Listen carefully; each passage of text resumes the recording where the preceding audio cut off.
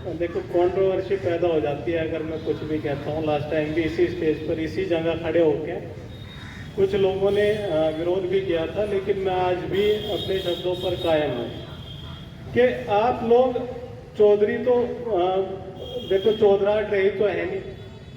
जो चौधराहट थी जमीन की थी, जायदाद की थी, वो सब खत्म होती चलेगी, डिवाइड होती चलेगी। अब चौधराहट के दिन तो रहे नहीं। अगर आप अब भी नहीं जागे तो कभी नहीं जागोगे। आप अब भी आगे नहीं आए, अपने बच्चों को नहीं पढ़ाया, तो आपका नाम लेने वाला भी खत्म हो जाएगा।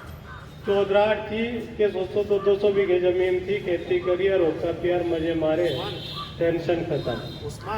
अब एक के 2-3 बच्चे होंगे, वो 100 बीघे जमीन बढ़ती चलेगी। आज जो है घर बनाने की जगह मुश्किल से आती है बांटे में। कुछ लोगों का तो घर का भी हिसाब खराब हो गया चौधरियों का कि 100-200 गज। जो जमीन की बात चल रही थी कि जमीन नहीं रही, अब सिर्फ पढ़ाई पर डिपेंड होना पड़ेगा। पढ़ाई के लिए आपको आगे आना पड़ेगा। अगर आप अब भी नहीं जागे तो कभी नहीं जागेंगे। देखो सोते हुए को जगाना आसान है, जागते हुए को जगाना बहुत मुश्किल काम है। लेकिन हमारी जिम्मेदारी लगाई गई है जागते हुए को जगाना।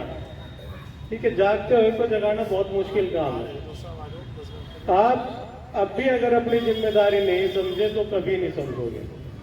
आप जितने भी लोग हैं अपने अपने गांव में जाके अपने अपने स्तर पर काम करें, लोगों को समझाएं कि हाँ भाई अवेयरनेस, एजुकेशन के बारे में अवेयरनेस आप लोग देंगे। अगर आप लोग अवेयर करेंगे, आपके अवेयर करने से 2 आदमी भी बढ़ते हैं तो काफिला इंशाल्लाह बढ़ता चला जाएगा और जो काम हम चाह रहे हैं वो बहुत जल्दी मुकम्मल हो जाएगा। अब जो जमीन की बात है कि धरातल पे काम पहले क्या था, मैं खुद उन लोगों में शामिल था कि हमारे उलेमाए जो है ना मदरसों की तरफ ज़्यादा ध्यान दे रहे हैं, जबकि दीनी तालीम के साथ साथ दुनियावी तालीम की तरफ भी थोड़ा सा ध्यान देना चाहिए। हम उन लोगों पे तो क्वेश्चन उठाने में बहुत माहिर है कि भाई आप इस तरफ नहीं आ रहे। अब वो लोग इस तरफ आए तो हम लोग अपना पल्ला छुड़ाते फिर रहे कि अब ये हमारे से कुछ डिमांड ना कर रहे। अब यहाँ पे जो है ना, अब दीनी तालीम के लिए तो थोड़ा बहुत जो हम ज़कात फित्रे या कुछ भी इमदाद दे रहे थे, उसके साथ साथ एक और गले में डल गया कॉलेज। अब कॉलेज के लिए भी देना पड़ेगा थोड़ा बहुत। तो मेरा कहना यह है कि आप दोनों कामों को अलग अलग लेके चलें। जो मदरसे का है वो मदरसे के हिसाब से चले, अपना कॉलेज का है कॉलेज के हिसाब से चले। लेकिन आप लोग ना मदरसे के हो रहे ना कॉलेज के हो रहे। अब आप लोग खुद लुकते फिर रहे हैं। लेकिन ये काम इस तरीके से नहीं चलेगा, लुकने से नहीं चलेगा। आपको सामने आना पड़ेगा, अपनी बिरादरी के लिए आना पड़ेगा, अपने बच्चों की मुस्तकबिल के लिए आना पड़ेगा, उनकी मुस्तकबिल के लिए आगे आना पड़ेगा। और आप लोग आगे आएंगे तो इंशाल्लाह सारे काम होंगे। अब चलो मैं इन्हीं शब्दों के साथ अपनी बात खत्म करता हूँ।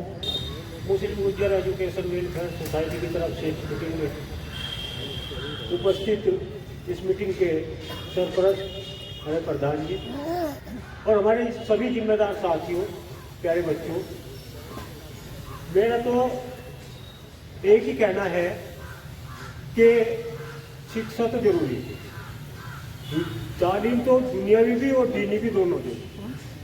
अगर दीनी तालीम पर रहे तो पीछे हम हटी गए, क्योंकि हमारा जो रुझान था बड़ों का सारा दीनी तालीम पे ज़्यादा था, दुनियावी पे कम था। और जो बच्चे दुनियावी तालीम पे चले गए, उन्होंने दीनी छोड़ दी तो वो भी मामला गड़बड़ हो गया, बड़ी मुश्किलात आ रही। ये बहुत अच्छी शुरुआत इन्होंने की, मैं इनका दिल की गहराइयों से इस्तकबाल करता हूँ। बहुत अच्छी बात है, कॉलेज होना चाहिए हमारे नाम का भी। लेकिन मेरा एक थोड़ा सा एक है जो मैं कहना चाहूँ कि ये तो बहुत अच्छी बात है, स्कूल बन रहा है, कॉलेज बन रहा है, लेकिन मेरे भाइयों, मेरे बुजुर्गों, कॉलेज बहुत है लेकिन हम निकल ही नहीं रहे, हमारी बिरादरी निकल ही नहीं रही। हर स्कूल, हर गांव में स्कूल है, कॉलेज है, कहाँ है, कौन निकल रहा। मेरा एक सुझाव है कि जितने जिम्मेदार हैं सब एक मुस्लिम गांव को गोद ले ले। और गोद लेने का मकसद क्या है कि उसमें अपना टाइम लगा दे, हफ्ते में एक दिन जो बच्चे स्कूल नहीं जा रहे उनको स्कूल भेजे। ये मेरा सुझाव है, अगर कुछ सही लगे तो उसे सबकी जिम्मेदारी लगा दे। और अभी भाई जी कह रहे थे कि आदमी कम है, ये भी शिक्षा की कमी है यहाँ आदमी कम होना, और इससे मायूस होने की जरूरत नहीं। आज 4 है तो इंशाअल्लाह कल को 50 भी होंगे। जब हमें इसकी अहमियत का पता चलेगा, धीरे धीरे पता चलेगा, तो हम बढ़ते जाएंगे। मुश्किलों से भाग जाना आसान होता है, मुश्किलों से भाग जाना आसान होता है, हर पहलू जिंदगी का इम्तिहान होता है। डरने वालों को मिलता नहीं कुछ भी जिंदगी में, डरने वालों को मिलता नहीं कुछ भी जिंदगी में, लड़ने वालों के कदमों में जहान होता है। न्याज प्रधान जी आए और हमें गाइड करें। ये भी कहा गया भाई, अब आप भी कोई ना कोई बात कहें। मेरा कहना तो छोटा सा एक है, डॉक्टर साहब मौजूद हैं यहाँ, जो आज इस एग्जीक्यूटिव के सदर साहब हैं। पिछली बार जब यहाँ मीटिंग हुई थी उस वक्त फतवा शहीद फतवा गुज्जर कोचिंग सेंटर के उद्घाटन के अवसर पर हुई थी इसी प्रांगण में, और आज से कुछ ज्यादा लोग थे। इंजीनियर फरमान साहब ने कहा भी है, मैंने एक बात उस वक्त भी कही थी और आज भी मैं अपनी बात को स्टैंड कर रहा हूँ। नहीं कहना नहीं चाहिए, तंग नहीं करना चाहिए कभी किसी को। देखो बात सुनो, बहुत बड़े बड़े अरबपति लोग हैं, लेकिन उनके मैनेजर जो है उनकी नौकरी कर रही है और चला हो रहे हैं उसे। जरूरी नहीं है, सबके पास दौलत नहीं हो सकती, सबके पास जो है अकल नहीं हो सकती, सबके पास मेहनत का मादा नहीं हो सकता। अलग अलग है सब चीज, और सबकी जरूरत है हमें। तो कुछ लोग उस वक्त जिन लोगों की आप जिम्मेदारी लगा के गए थे, पता तो नहीं उन लोगों में कोई कमी है या आप लोगों ने उसे नजरअंदाज कर दिया। सभी को साथ लेके चले, जहाँ कहीं कोई छूट गया अपना साथी किसी भी मजबूरी में, हो सकता है उसके पास वक्त का हो सकता है आपने मौजूद ना किया हो उसे, या हो सकता है उसका इंटरेस्ट कम हो गया हो।